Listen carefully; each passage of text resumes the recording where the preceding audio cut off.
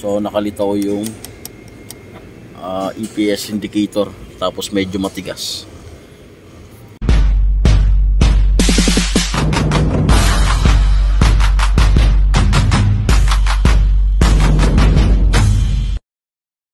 Meron tayong panibagong vlog, Toyota Vios.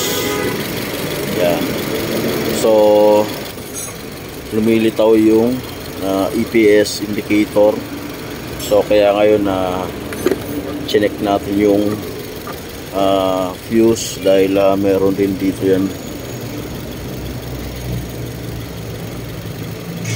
Yan. Itong EPS. So okay naman siya. Yan. So dito tayo sa loob. Yan guys. So meron ding fuse yan dito. So, okay naman siya. So tapos ito. So nakalitaw yung EPS indicator, tapos medyo matigas. Yan. So kaya ngayon guys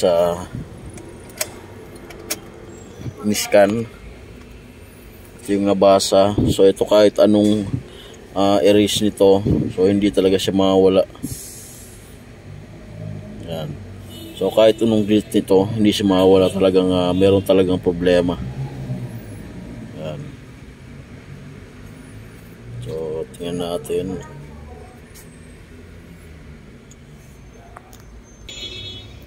Yan. So kaya ngayon guys tinignan natin. Yan.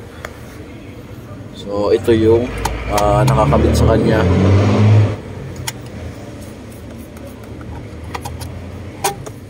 Yan. So ito yung module nya. So magpapalit tayo nito. Panibagong module na EPS, surplus original.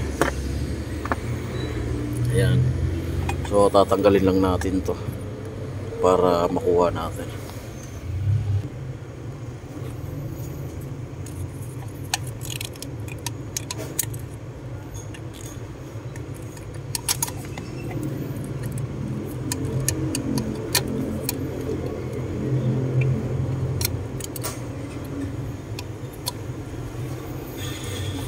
Yan.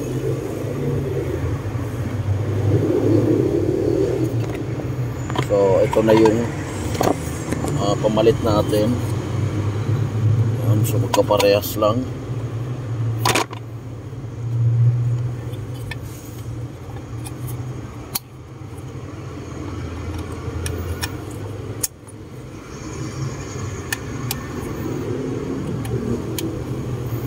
Yan. So naikabit na guys. Tapos dito hugutin natin yung susi, tapos on. So basahin ulit natin dito sa scanner.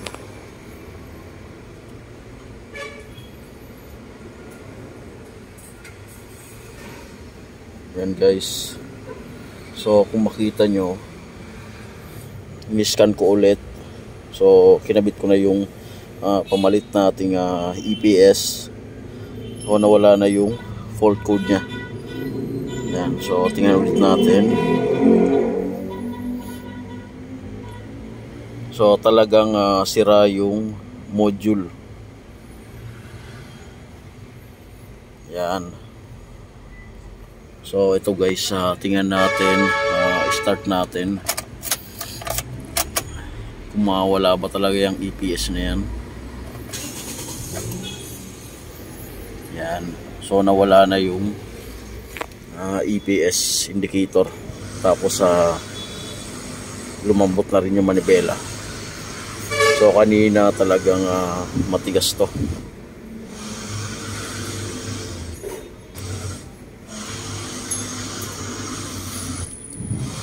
Yan.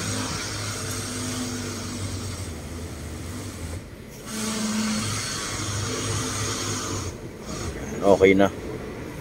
So tingnan rin natin kung walang naapektuhan, kung normal lang yung aircon.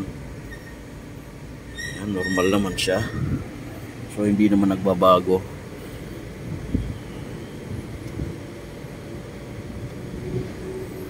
Yan. So pang mabilisan lang guys na video to. So ang pinakang sira ay EPS module. Yan. So napalitan na, kaya okay na. Yan. So like and subscribe to my channel, NNB Mechanics Vlog. Yan. Thank you.